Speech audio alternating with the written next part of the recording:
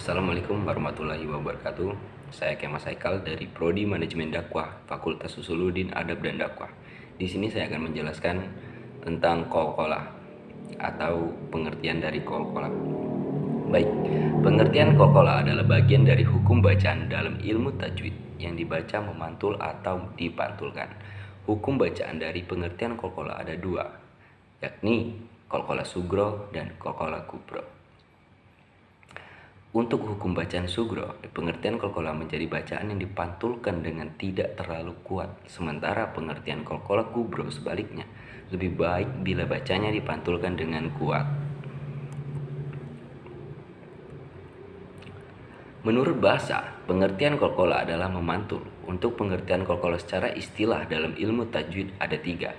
Qalqalah adalah memantulkan bunyi huruf tertentu karena sukun dengan mati asli, karena wakaf dengan dimatikan, dan tasdid karena wakaf. Qalqalah adalah hukum bacaan yang menjadi bagian dari ilmu tajwid. Pengertian qalqalah dapat dimaknai sebagai suara tambahan atau pantulan kuat dan jelas pada huruf sukun.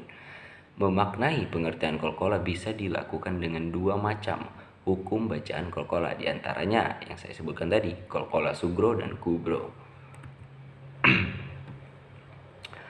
Pentingnya mempelajari pengertian qalqalah dalam ilmu tajwid yang berkaitan dengan sukun, wakaf, dan tasdid adalah agar bacaan Al-Quran seseorang terhindar dari kesalahan makna dan arti.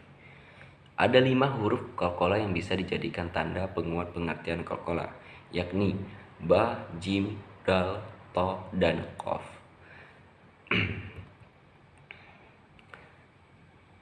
Yang pertama adalah ada qalqalah sugro. Baik, pengertian qalqalah sugro. Hukum bacaan qalqalah yang pertama adalah qalqalah sugro. Pengertian qalqalah sugro yakni bila ada huruf qalqalah yang berada di tengah lafal dengan harokat sukun, cara membaca qalqalah sugro dipantulkan dengan tidak terlalu kuat. Dan pengertian qalqalah kubro. Hukum bacaan qalqalah yang kedua adalah qalqalah kubro.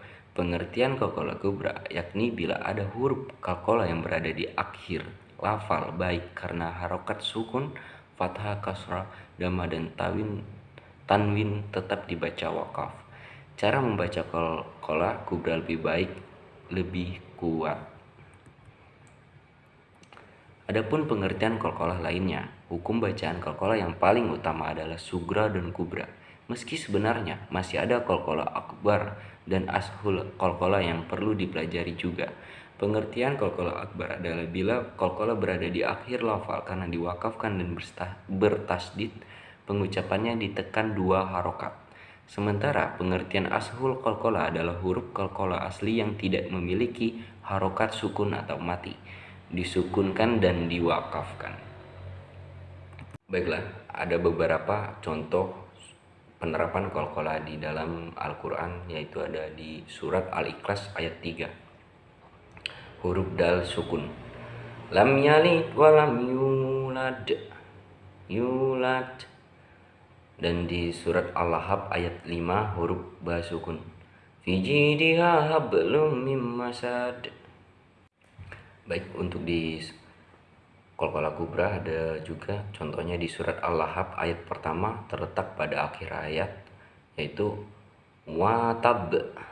Dan yang kedua surat Al-Lahab ayat kedua juga terletak pada akhir ayat, kasab, lebih kuat pengucapannya.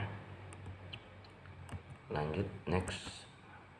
Baiklah, itulah beberapa yang dapat saya sampaikan tentang pengertian dari qalqalah dan pembagian qalqalah dan contoh-contohnya. Banyak kekurangan dari yang saya ketahui. Saya mohon maaf kepada yang lebih mengetahui, dan terima kasih telah menonton video ini. Wassalamualaikum warahmatullahi wabarakatuh.